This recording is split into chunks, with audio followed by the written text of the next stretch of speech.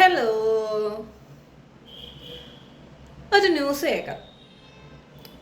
ഇതിപ്പോൾ കോമൺ ആയിട്ട് കേട്ടോണ്ടിരിക്കുക, അതുകൊണ്ട് ആർക്കും വലിയ കാര്യമായിട്ടൊന്നും തോന്നത്തില്ല. കാരണം ഡെയിലി ഓരോന്ന് കേട്ടോണ്ടിരിക്കുവാണല്ലോ. ന്യൂസ് കേൾക്കാം എന്തായാലും. ഭർത്താവിന്റെ വീട്ടിലെ പീഡനം, ഭർത്താവിന്റെ പീഡനത്തെ തുടർന്ന് ഒരു പെൺകുട്ടി കൂടി ജീവനൊടുക്കി എന്നുള്ള സങ്കടകരമായ വാർത്തയാണ് തൃശ്ശൂരിൽ നിന്ന് വരുന്നത്. തൃശ്ശൂരിൽ ഇരിങ്ങാലക്കുടയിൽ കാരുമാത്ര സ്വദേശി ഫസീലയാണ് ഭർത്തൃ വീട്ടിൽ തൂങ്ങി മരിച്ചത്. 23 വയസ്സ് മാത്രം പ്രായമുള്ള പെൺകുട്ടിയാണ്. ഭർത്താവ് നൌഫൽ പോലീസ് കസ്റ്റഡിയിലായിട്ടുണ്ട്. ഗർഭിണിയായ തന്നെ കുറെ നാളായി ഭർത്താവ് ദേഹോപദ്രവം ഏൽപ്പിക്കുന്നുവെന്ന യുവതിയുടെ മൊബൈൽ സന്ദേശം ഏഷ്യാനെറ്റ് ന്യൂസിന് കിട്ടി. കുട്ടി അമ്മയ്ക്ക് അയച്ച സന്ദേശമാണ്. എന്തായാലും എന്താണ് സംഭവിച്ചതെന്ന് ആദ്യം അഞ്ജുരാജിലേക്ക് പോകും. ഗർഭിണിയായിരിക്കുന്ന കൊച്ചിനെ ഗാർഹിക പീഡനം. ഞാൻ ഒരു കാര്യം പറയട്ടെ, നോക്കാൻ പറ്റത്തില്ലെങ്കിൽ നീ ഒന്നും കെട്ടരുത്, മനസ്സിലായോ? പെൺപിള്ളേരുടെ ആരുടെ വീട്ടിലെ അടിമയൊന്നും അല്ല. നിങ്ങൾ ഇവിടുന്ന് കല്യാണം കഴിച്ചു കൊണ്ടുപോയി അവിടുത്തെ പണികൾ മൊത്തം എടുത്ത് അതിന്റെ മുകളിൽ പീഡനം കൂടെ കൊടുത്തിട്ട് ഇതുപോലെ ആത്മഹത്യ എന്ന് പറഞ്ഞ് നിൽക്കുമ്പോ വായ പൊളിച്ചിരുന്നാ മതി. നോക്കാൻ പറ്റത്തില്ലെങ്കിൽ കെട്ടണ്ട. ഈ പെങ്കൊച്ചിന്റെ സ്ഥാനത്ത് നിന്റെ ഒക്കെ പെങ്ങളാവണമായിരുന്നു. അപ്പൊ നിനക്ക് മനസ്സിലാവും അതിന്റെ വേദന എന്താണെന്നുള്ളത്. ആരുടെയോ വീട്ടിൽ വളർന്ന കൊച്ചാണല്ലോ, അപ്പൊ പിന്നെ നിനക്ക് തോന്നുന്ന പോലെ ചെയ്യാലോ അല്ലേ? സ്വന്തം പെങ്ങളുടെയോ അല്ലെങ്കിൽ അമ്മയുടെ ഒക്കെ ദേഹത്ത് വേദനിക്കുമ്പോഴേ നിനക്കൊക്കെ വേദനിക്കത്തുള്ളൂ. നാട്ടുകാരുടെ കൊച്ച്, ആരുടെയോ വളർത്തി ആരോ ഇവിടം വരെ എത്തിച്ച ഒരു കൊച്ച് ഞാൻ കല്യാണം കഴിച്ചു, എനിക്ക് കൊണ്ടുവന്നു, എനിക്ക് തോന്നുന്ന പോലെ അങ്ങ് പെരുമാറാം.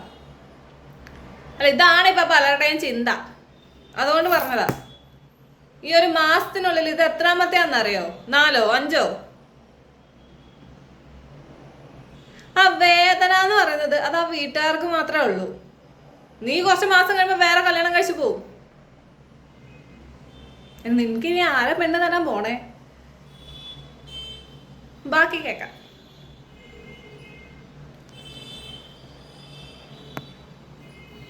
തെറികളും അതൊക്കെ പറഞ്ഞിരുന്നത്. പിന്നെ അവൻ ചവിട്ടി എല്ലാം ഇതായിരുന്നു, തല്ലുടുത്തം ഒക്കെ ഉണ്ടായിരുന്നു. ബിയർ കാലത്ത് വെച്ചിട്ട് ഇങ്ങോട്ട് ഉള്ള പ്രശ്നങ്ങൾ, അതാണ് ഏറ്റവും കൂടുതൽ അതിന്റെ പിന്നീടുള്ളത്. എൻ്റെ അടുത്ത് ഇന്നലെ ഇതെന്താണ് ഈ മോള് മെസ്സേജ് വല്ല അയച്ചു? ആർക്കാണ് അയച്ചത്? സംഭവം നടക്കുന്നതിനെക്കാട്ടി കുറച്ച് മുമ്പാണ് മെസ്സേജ് ഉമ്മാക്ക് അയച്ചത്. അവളെ ഉമ്മാക്ക്, സ്വന്തം ഉമ്മാക്ക് അയച്ചതാണ് അത്. എൻ്റെ അടുത്താണ് ഇങ്ങനെ പറഞ്ഞ ചവിട്ടി തല്ലി, വേറെ ചവിട്ടി എന്ന് പറഞ്ഞാൽ പ്രഗ്നന്റ് ആയിട്ട് നിൽക്കുന്ന സമയമായിരുന്നു ഇപ്പോഴും അടുത്ത് രണ്ടാമതും. അപ്പൊ ചവിട്ടി എന്നൊക്കെ പറഞ്ഞിട്ട് മെസ്സേജ് വിട്ട് ഇവർക്ക് അറിയില്ലായിരുന്നു സംഭവം ഉമ്മാക്കും. അത് ടാറ്റ ഞാൻ പോണ് ഇനി കാണൂല എന്ന് പറഞ്ഞിട്ട് ടാറ്റ കൊടുത്തിട്ടാണ് പോയിട്ടുള്ളത്. അപ്പോഴാണ് ഇവർക്ക് ഇത് വന്നത്. അതിൻ്റെ അടുത്ത് ഇവരെന്ന് വെച്ചാൽ ഇവർക്ക് സംസാരിക്കാൻ വിട്ടും അറിയില്ല. അവര് ഭർത്താവിന്റെ ആൾക്കാർക്ക് അവരിപ്പോ ഹോസ്പിറ്റലിൽ അവർക്ക് സംസാരിക്കാൻ മാത്രമേ അറിയാത്തുള്ളൂ, ഉപദ്രവിക്കാൻ നന്നായിട്ട് അറിയാലോ. അതുകൊണ്ടാണല്ലോ ഇപ്പൊ ആത്മഹത്യ ചെയ്തേക്കുന്നേ. ഞാൻ ഒരു കാര്യം പറയട്ടെ, ആ വയറ്റിലുണ്ടായ കൊച്ച് അതെന്ത് പഴച്ചു? ആത്മഹത്യ ചെയ്തു, തീർന്നു. ആ കൊച്ചെന്ത് കഴിച്ചു? ഭയങ്കര ഒരു റോങ് ആയിരുന്നു അവരെ ഭാഗത്തുണ്ടായിരുന്നത്. നമ്മള് പരാതി കൊടുത്തോ? പരാതി കൊടുത്തിട്ടുണ്ട് എന്നിട്ടുള്ളത് ഗാർഹിക പീഡനം തന്നെയാണ്. അതന്നെ, അത് കൊടുക്കുള്ളൂ എന്നിട്ട്. ഇവരുടെ കല്യാണം കഴിഞ്ഞിട്ട് എത്ര നാളായി? ഇവരുടെ കുട്ടികൾ കഴിഞ്ഞിട്ട് ഇപ്പൊ 1.25 വർഷമായിട്ടുള്ളൂ. ശരിക്കും വന്നാല് 1.25 വർഷം, 3/4 വയസ്സായിട്ടുള്ളൂ കൊച്ചിന്. എൻ്റെ അടുത്ത് എന്തായാലും ഭർത്താവ് ഇപ്പോൾ പോലീസിന്റെ 1.25 വർഷം കല്യാണം കഴിഞ്ഞിട്ട് അതിനുള്ളിൽ ഇപ്പം രണ്ടാമത്തെ കൊച്ച്. എന്തോന്നിത്?